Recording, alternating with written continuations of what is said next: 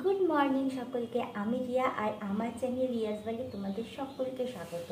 সকাল বাজে এখন ঘুরতে 10টা। ঘুম থেকে উঠে আমার ব্রেকফাস্ট হয়নি, ফ্রেশ হয়ে গেছি আর রান্নাঘরটা ঝাড়ঝুড় দিয়ে দিয়েছি। আর এখন একটা লিকার চা নিয়ে বসে গেছি।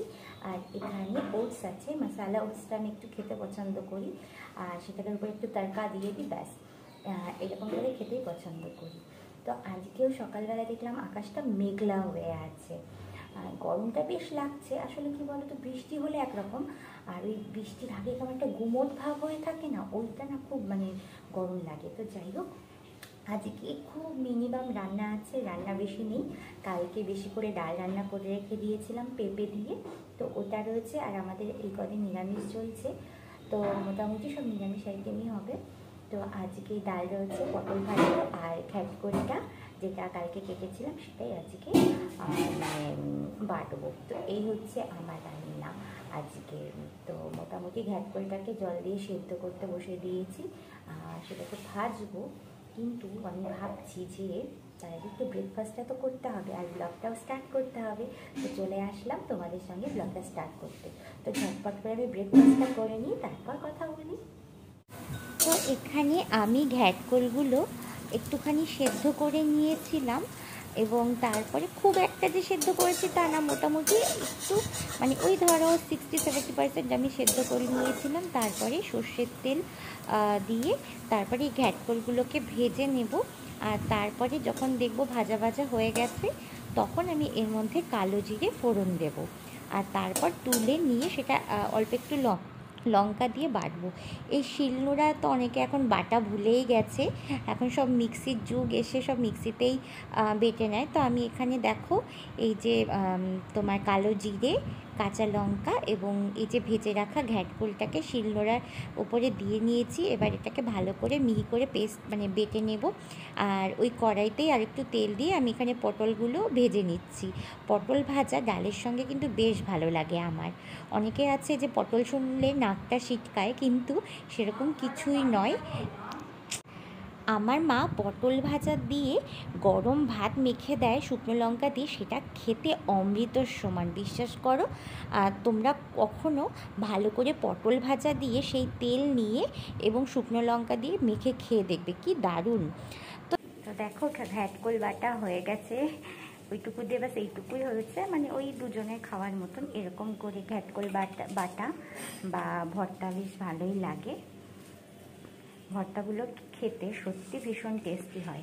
আর এদিকে অলমোস্ট আমার পটল ভাজা ডান।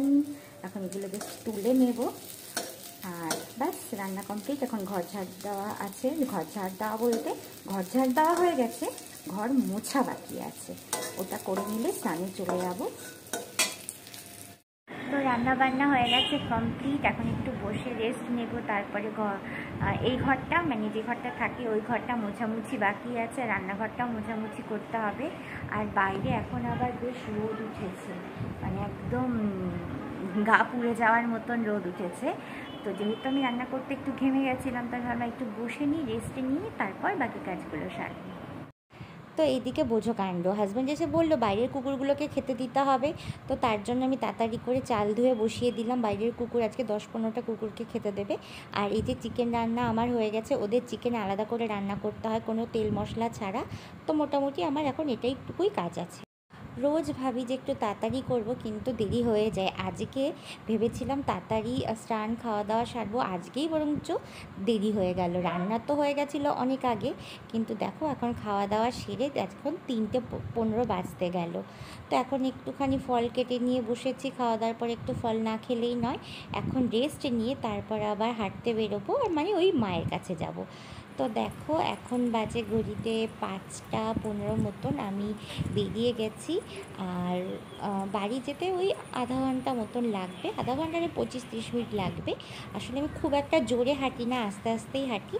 আর মেন রোড ধরে হাঁটি না, মেন রোড দিয়ে সত্যি কথা বলতে গাড়ি ঘোড়া এত, রাস্তা দিয়ে হাঁটতে অসুবিধা হয়। তো আমি ওই পাড়ার মধ্যে দিয়েই একটা গলি দিয়ে আমি এইভাবে বাড়ি চলে যাই। তো মোটামুটি আধা ঘন্টা আমার সময় লেগেই যায়। তো এই যে মেন রোডে আমি উঠে দেখলাম কী যে মেঘ করেছে, মনে হচ্ছে এই বৃষ্টি আসবে সেই বৃষ্টি আসবে। বাড়ির থেকে যখন বেরিয়েছিলাম ছাতাটা কিন্তু অবশ্যই সঙ্গে নিয়ে এসেছিলাম।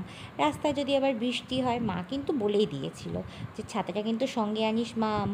তো ওই যে আমার বাড়ি ওই কৃষ্ণচূড়া গাছটা পেরোলেই আমার ঘর চলে আসবে। আর এই যে আমি চলে এসেছি, আসার সঙ্গে সঙ্গে মা স্ট্যান্ড ফ্যান চালিয়ে দিয়েছে, কারণ আমি বেশ খানিকটা ঘেমে গেছিলাম। আর এসির মধ্যে ঢুকবো না, 10-15 মিনিট পরেই ভেবেছি এসির মধ্যে ঢুকবো। আর এই দেখো আমার মিষ্টি রানী বসে আছে, আমি যাওয়ার সঙ্গে সঙ্গেই আদর খাওয়া হয়ে গেছে। আর ওর তো আমি গেলে কী যে মজা হয়, আসলে ও লোকজন ভীষণ ভালোবাসে।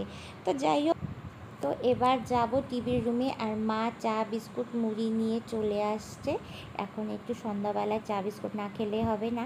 আর বাইরের দিকে না টিপ টিপ করে বৃষ্টি শুরু হয়ে গেছে, খুব একটা জোরে না, ওই মোটামুটি ভালোই বৃষ্টি হচ্ছে।